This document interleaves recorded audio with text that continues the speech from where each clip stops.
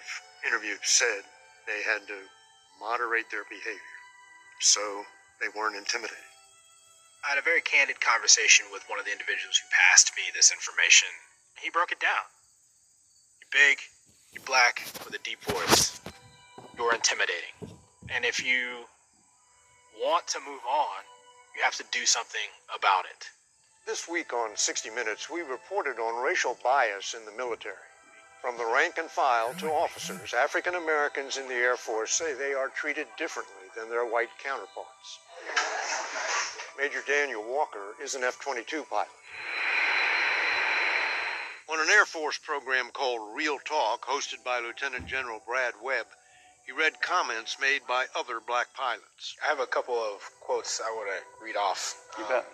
My fighter experience was the most demoralizing experience in my life, and I've been homeless. The second is, to be yourself and thrive in a fighter squadron as a black man is an oxymoron. Either conform or fail. These are my friends. These are my brothers. And my sisters, actually. Walker sat down with us to share his story. This story is not uncommon. I could very easily attribute this interaction to that action on my part, but when you compare stories from people you've never met, and they're almost identical, down to the individual and down to the comment, you start to realize these are not singular events in one person's life. Walker grew up in Dallas. His family told stories of his great-uncle, Norman Scales, a Tuskegee airman who earned a Distinguished Flying Cross for combat missions during World War II. At 6 years old, to have your dad's uncle be a Tuskegee airman and see the movies and hear about Uncle Scales, he's got a street named after him in Austin, your family can't help but talk about him. And when I was born and they saw things in me, I felt at a very early age those hopes start to transition to my shoulders. He flew fighters and he changed the trajectory of my family's history. So that's what I'm going to do. Determined to follow in those footsteps, Walker went to the Air Force Academy and from there to pilot training. Had you been told what to expect at flight school? Unfortunately, yes. We've had alumni come back, black pilots who'd gone through pilot training. The story was, you're going to go. They're going to treat you poorly. When you wash out, they're probably not going to keep you in the Air Force. So if you go, don't go trying to fly fighters. But in the grand scheme of things, probably don't go. How did that play in your decision about whether to go? Well, in my mind, I have to prove it can be done and then prove it can be repeatable. Walker excelled at flight school and earned a coveted assignment to fly the Air Force's top-of-the-line F-22 stealth fighter. So you go to F-22 school? Yes, sir. What was that like? It was a blast. It was the most fun I'd ever had in my entire life. Seeing things and doing things with so much power underneath you and behind you and around you, it's surreal. Did you feel your race going through the F-22 training? Not initially. I got feedback at the end of this course, however, that it was very evident that I was having a good time and maybe I shouldn't have been. Or I talked too much. I started to realize that maybe there was something more to this. Things like, if you don't assimilate, we will weed you out. Or I have to ask myself, is this a me thing or is this something else? And that takes a lot of energy to carry that question mark around with you. After his training, Walker joined an F-22 squadron in Langley, Virginia. Did you feel like you belonged? I did, initially. I did. Initially? You start to hear feedback like, he's too quiet. It seems like he thinks he's too good to be here, or too good for this place. And you try to be a different form of quiet. Or the way he walks is intimidating. After 11 years as an Air Force officer, Walker decided it was time to move on. I had to really start taking seriously my happiness, my well-being. Ask myself, am I willing to continue fighting uphill and chance going back to a squadron where I have to manage myself this way and sacrifice these things personally? Will I get anywhere? Walker's departure leaves the Air Force with fewer than 50 black fighter pilots. Lieutenant General Brad Webb. It's a loss for the Air Force. He was an incredible pilot, an incredible officer, outstanding officer for us. But he served our nation well. Walker has been accepted at Harvard Law School. That flag still means a ton to me. I have something unique to add to my country in a different plane. My decision to go to law school, which is what I have planned next for myself.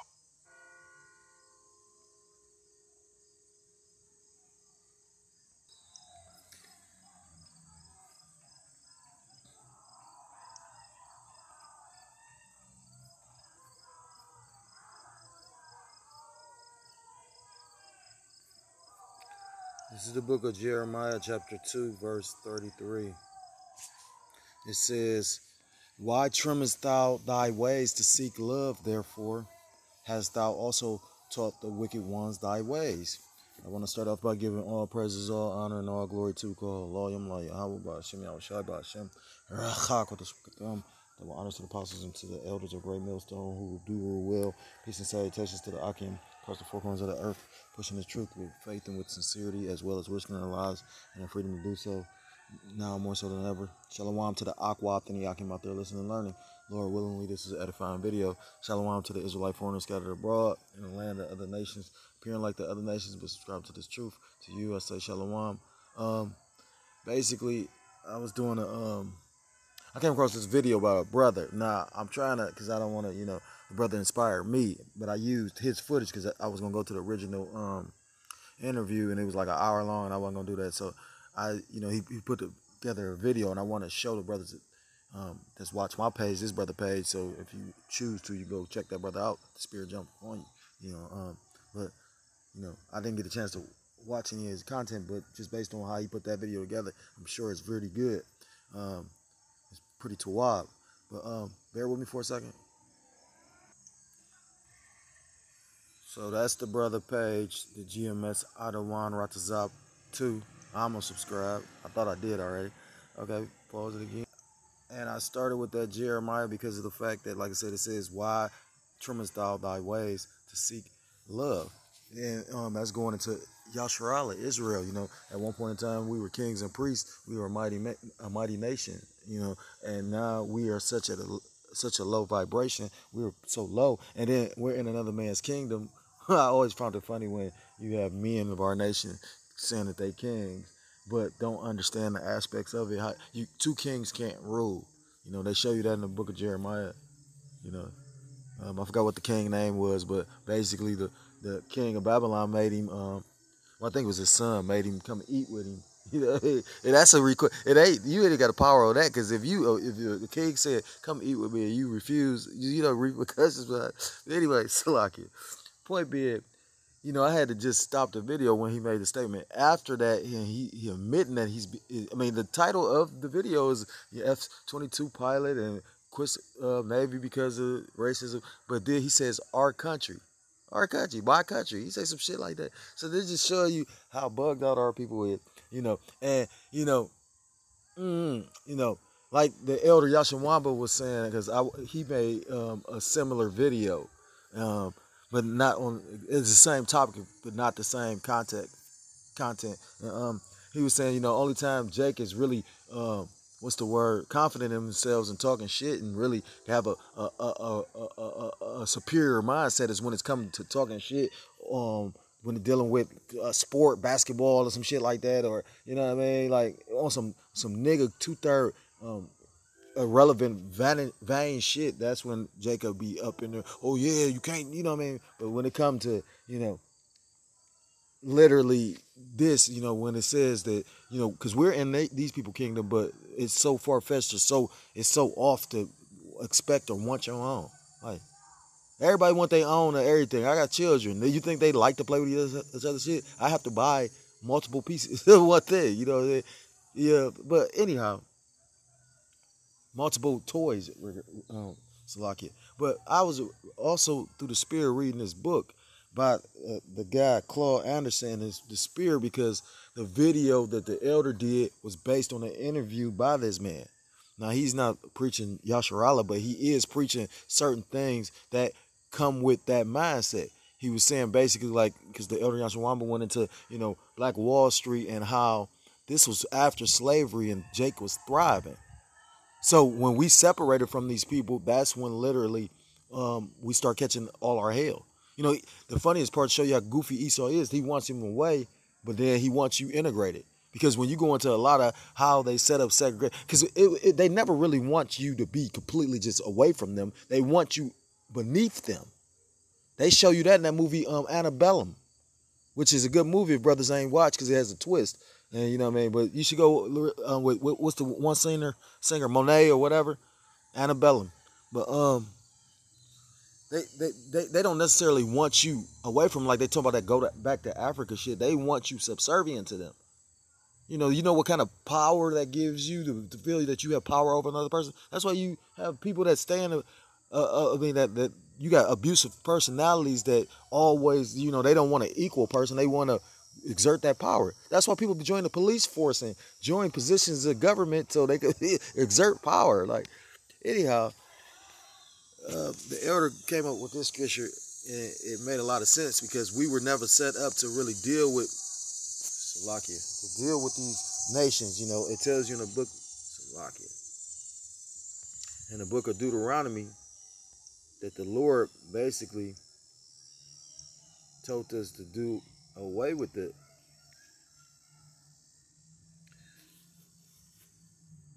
This is Deuteronomy chapter 12, verse 2. Ye shall utterly destroy all the places wherein the nations which ye shall possess serve their powers upon the high mountains and upon the hills and under every green tree. So basically, the Most High Yahweh Shem Yahushua put it on their spirit he was going to give them a land, but they had to work for it. So if they had to work for the promised land back then, why wouldn't you have to work for the promised land right now? Deep, huh? And then it's spiritual, so it's going to be way more, demanding.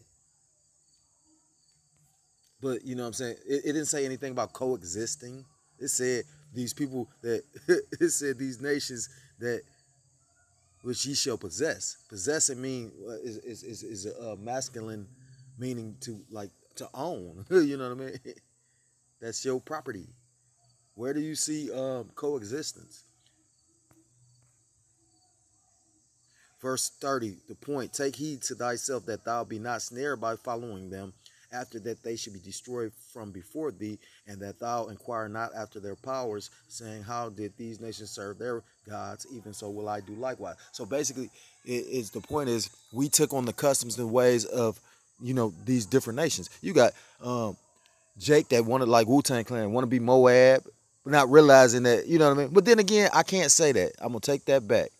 Because the fact is, I'm aware about the one, man, because you got a lot of men that know about the truth. That's because of the area they stay in New York, Connecticut, all that. You know what I mean? Like, so this is like a new thing to Midwestern states and certain other states. You know what I mean? So I can't say that, but it's, you know what I mean? Like, cause they knew about how Jake was over in the East. But still though, my main point is, like our people, the 2/3, the lost ones, literally want to take on they look at us as being like a burden, like a curse, and the thing is, like you can even see that with that interview with the Navy pilot. Look how he talked, enunciating, and there's nothing wrong with talking properly, using correct grammar and whatnot, but you could tell he wasn't around Jake like that. You could literally tell. And he's so brainwashed for you to even do that stupid ass video. You know what I mean? Like, cause you literally, like, what did you expect? He think that, I'm not on the level with him, and I experienced fucking racism. So, that's just like, if you ever work construction or whatnot, real union construction, like, them motherfuckers sit up there and look at you. They want to say a lot of shit, but at the same time, they not, because they using you like they've always done. So it says not to take on their ways, because at the end of the day, that's what's going to get us destroyed, And the people of our nation that tend to stay in that mindset, that continue to want to serve after their gods and, take on and keep on their customs and ways, they're going to be destroyed. This is the book of Psalms 106, verse 34. They did not destroy the nations concerning whom the Lord Yahweh Shem Yahushua commanded them. Verse 35, but were mingled among the heathen and learned their ways. Or Salakia, and learned their works. Verse 36, and they served their idols, which were a snare unto them. So that's why we are in captivity and punishment today, because we went off constantly trying to be like the other nations, when you above the other nations. And I'm going to end it on, it was a article I wanted to read out of this book. Deuteronomy 7 verse 6. For thou art a holy people unto the Lord thy power. The Lord thy power hath chosen thee to be a special people unto himself above all the people that are upon the face of the earth. You go into the Apocrypha, and it tells you that, I think it's in Ezra, it tells you how the other nations are as spittle. You know how insignificant spittle is? Spittle is to the point where it's insignificant, where you will have somebody let some spittle hit them and they won't react by trying to beat your ass because they look at it like insignificant. Now you got some other people that might try to kill you over that. You know. But this is like a sub chapter out of this book. Salakia.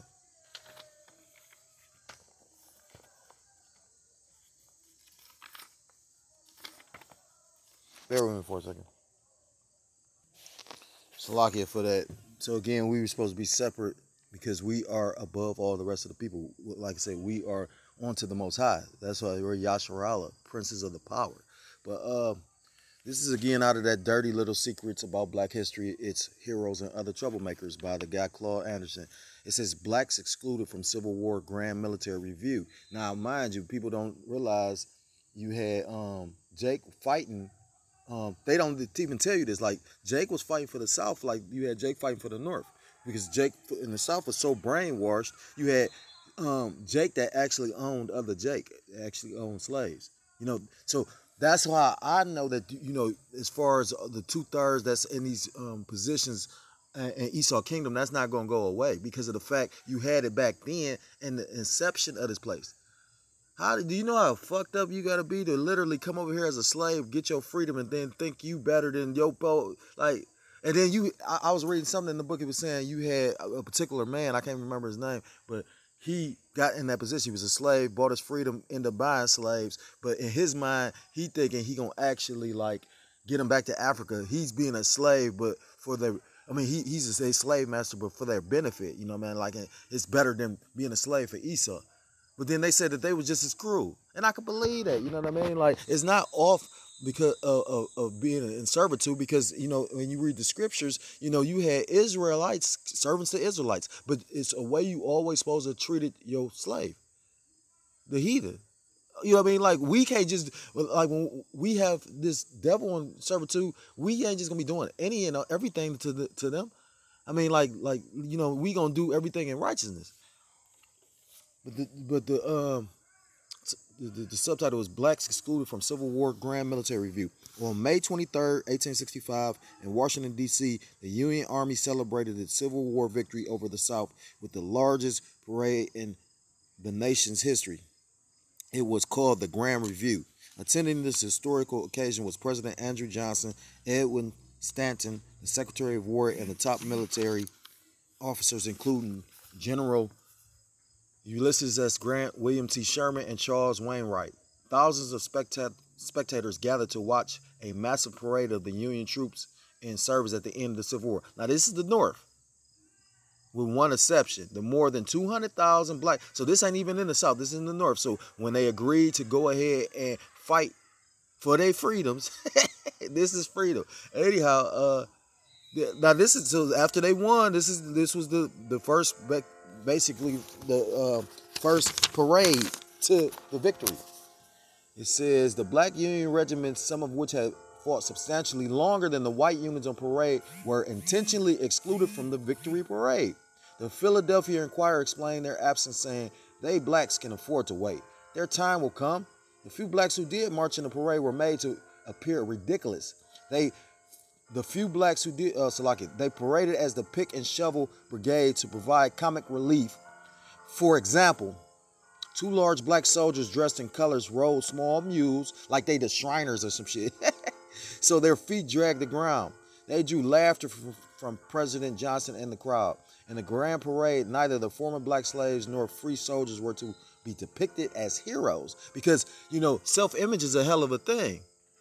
That's what I remember. I forgot what black actor said it, but they was like, well, you know, it was a lot of like how people had that energy off of Black Panther. Just imagine if that was the movie 300 and you had an all black cast. You know what kind of, because, I mean, you know, but the vibration ain't correct with that Black Panther because of the fact we ain't Africans. If you was an African, then you should be punching another African in the motherfucking mouth for leaving you over here all these years. Their exclusion signaled a clear message about the kind of union the white veterans felt they had preserved.